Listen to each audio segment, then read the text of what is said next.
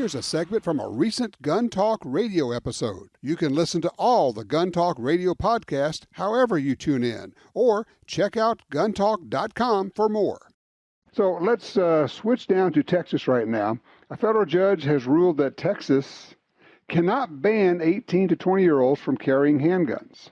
Texas has its constitutional carry law, but it says you got to be 21 to be able to carry concealed. That was challenged in court, and U.S. District Judge Mark Pittman cited the Bruin decision and said, you can't ban 18, 19, and 20-year-olds from carrying guns. They're citizens. They're adults. And there's nothing historically, which is what the real criteria is now, there's nothing historically about banning younger adults from owning and carrying guns. Therefore, you can't. Well, this is huge because it's not just Texas that has this law where 18, 19, 20-year-olds can't carry. You have a lot of states where they either have a law or there's an effort to try to pass a law that says 18, 19, 20-year-olds can't buy semi-automatic rifles, the so-called evil black assault weapons. Well, under this ruling, under this line of thinking, no. You're a citizen at 18, 19, 20. And the Constitution doesn't say anything about banning 18, 19, and 20-year-olds from having guns. And make no mistake, people say, well, it doesn't say anything about it one way or the other. Wait. The Constitution was very clear. The founders were very clear. If they wanted an age restriction on something, they put it there.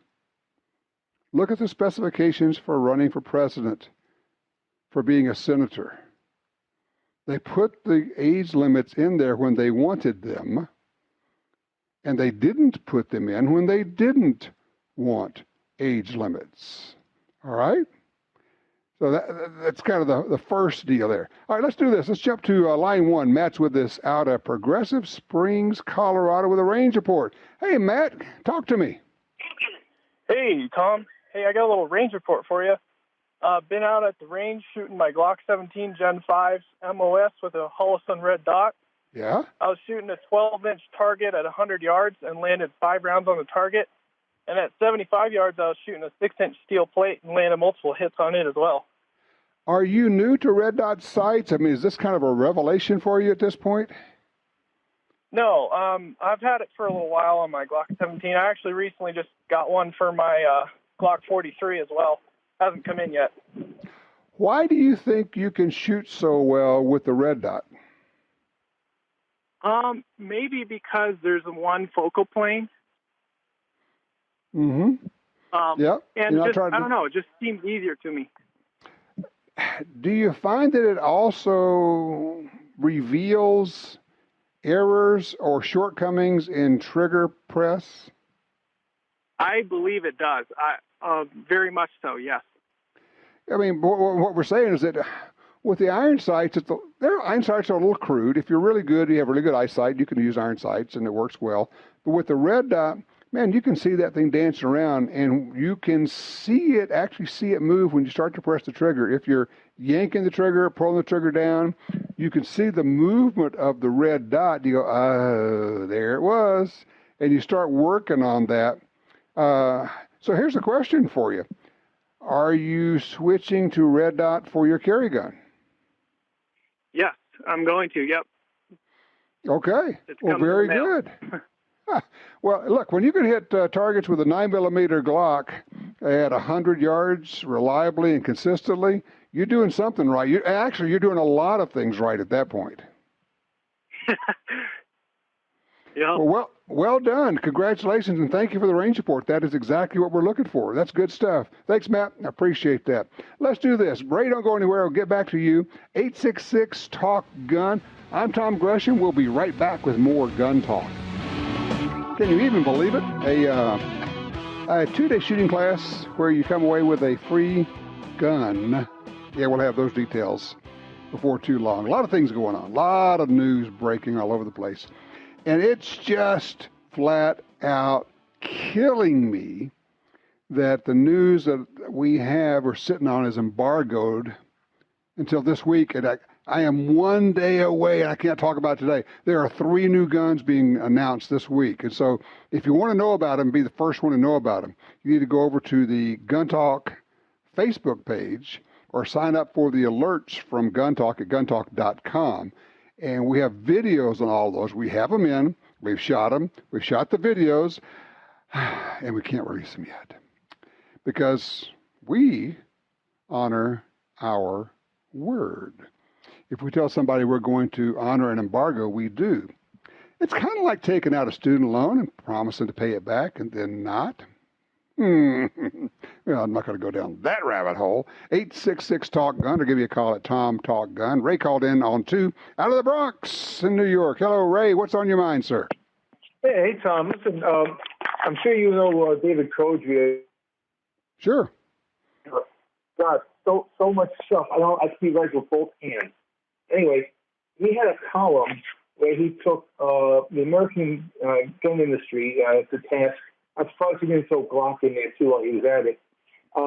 He referred to Ronnie Barrett, who famously cut off municipal law enforcement from his products, his services, parts, and everything else. Right, for Barrett guns. Yeah, right. California banned citizens from buying 50 cal Barretts. And so they said, well, great, we're not going to sell them to your law enforcement and we won't service them either. They said, yeah, but we're law enforcement. He says, well, if you got a problem with that, Mr. Law Enforcement or Mr. Agency, you need to talk to your legislature and get this fixed because until you do, we're not going to sell you any parts or any guns. Right. This brings me to what I call Sam Colt syndrome. Basically, Sam Colt had a bad business model. He thought he was going to make his entire fortune on military and police and foreign military contracts, and turned out he needed the public. And that bugged him because he thought he was going to just sit back and watch the money come pouring in. Well, that's the same problem with too many gun makers. I'll give you an example. Glock gets 85% of their sales volume from the so-called American civilian market. I say so-called because cops are actually civilians. They don't want to hear that, right. But they are. That's a good point. And, yeah, unless your uniform came from the DOD, it says DOJ, you're a civilian. Right.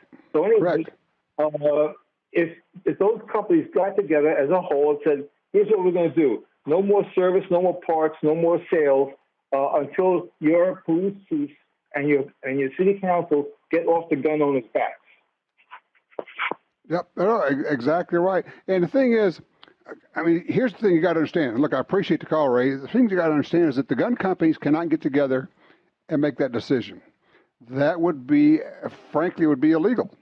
The gun companies cannot get together and collude, if you will, to restrict sales. Although one famous, or at least wannabe famous, gun control advocate who used to work for a gun company said in his book, supposedly an expose of the gun industry, if I read it correctly, he actually admitted to committing a crime in encouraging a boycott of a competing gun company. And then he went on to work for gun control groups. Yeah, he was a bigwig at a gun company and now works for a gun control group. So no, I'm not going to say his name. He wants me to say his name. Oh, God, no, I'm not doing that. All right, so what are we looking at here? I'm looking at the news, and it's just kind of crazy. This story out of Texas, I think, is phenomenal, where they said, okay, you cannot say that 18, 19, 20-year-olds cannot carry guns concealed. That's out the window. Now, here's the interesting part, is the judge ruled this, federal judge ruled this, struck down Texas's law saying you have to be 21 years old to carry a gun concealed. And he gave the state 30 days to appeal. Now it gets very interesting as a spectator watching this, because Governor Abbott in Texas is in a tough race right now. He's leading Beto O'Rourke, Robert Francis O'Rourke. But the question is, well, you got to hold on to that. I think, I hate to make predictions, but I think there's a very good chance that Texas will not appeal this ruling. Texas will not try to defend its law because Greg Abbott, the governor, doesn't want to be seen as being at all anti-gun. He wants to be seen as supporting gun rights. And of course, Robert Francis O'Rourke is the, hell yes, we're going to take away your AR-15, your AK-47. He's always been for gun bans. And then every once in a while he says, oh, no, I really didn't say that. I really didn't mean that. What, would you like to see the tape? Would you like to hear the audio? And then he comes back the next week, he'll say, well, of course we want to take away your guns. He doesn't know what he wants to be, except that he wants to be some kind of populist person. But anyway, we got the governor of Texas, Greg Abbott, saying that, well, he's in discussions right now. That's the reality. And they're trying to figure out what they want to do. Are they going to appeal this ruling or are they not? And if, no matter what happens, I mean, if they appeal it, they're going to lose. Because under Bruin, this is the Supreme Court ruling, Bruin, 18-year-olds have rights. 18, 19, 20-year-olds are adults. They can vote. They can serve in the military. And you cannot have a law under the Second Amendment that says you can't own a gun, or you can't buy a gun, or you can't carry a gun. And one wonders, does one not, at this point, if this holds, if this stands, we currently have a law in the United States that says you have to be 21 to be able to buy a handgun. Weirdly enough, you can own a handgun at 18, 19, and 20. You just can't buy a gun. Somebody could give it to you. But if the law says you can carry a gun concealed for protection at 18, can the federal law saying that you can't buy a gun at 18 stand? Can that hold up? I kind of think not. What we're going to see, we are seeing now, and we're going to see after the Bruin decision, the Supreme Court case, is a number of states are going to be engaged in 1950s style civil disobedience. You remember George Wallace standing in the schoolhouse door. You remember a number of southern states saying, I don't care what the federal law is, we're just not going to do that. That's exactly what's going on in California, New Jersey, and New York right now, where they say, yes, we understand this is what the Supreme Court has said. We don't care. We're going to do it the way we want to do it, because we've always done it this way, and we think you're wrong, and we think we're right. And so in New York, for instance, in California, they're saying, okay, the Supreme Court said we cannot require you to show proper cause in order to get a carry permit. So, okay, we're not going to require people to show proper cause. We're just going to have them show that they are of good moral character. Yeah, nothing subjective about that, right? And as part of that, we'll be able to scour their social media posts. And some of the criteria they've already listed as being against good moral character, where you would not be able to get a carry permit, would be if you were irresponsibly financially. So if you had, I guess if you had outstanding debt, that would be a problem.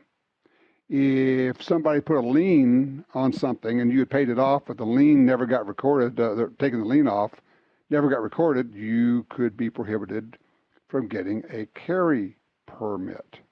Oh, yes, also if you're racist. So what is that exactly? If you've ever posted something that somebody else was offended by, you could be blocked from getting a carry permit. So you got this going on. I mean, look, what are they doing? What are they really doing? They're telling the Supreme Court, we don't care and we're going to disobey your ruling. we're not going to obey the law. And of course, what this means is that there will be a lot of court challenges. And unfortunately, I think we're going to see some of the lower courts, the appeals courts, rule in favor of some of these restrictions and then force these things to go back to the Supreme Court. I think that's going to be the nature of the beast. But it is an ongoing fight, and a little bit later in the show today, we're going to talk about what's going on out in California. I mean, to the point where, can you believe it? They said you can't even advertise guns in a way that would appeal to minors. Well, what does that mean? If you say this gun is good looking, or that type of thing, it's weird. And now they're saying, well, the FTC should come in and charge people with false advertising if you say that having a gun can be used successfully in self-defense. I said, well, that's just simply not true. Therefore, that's false advertising. Therefore, you should shut down the advertising of XYZ companies. Nutso stuff.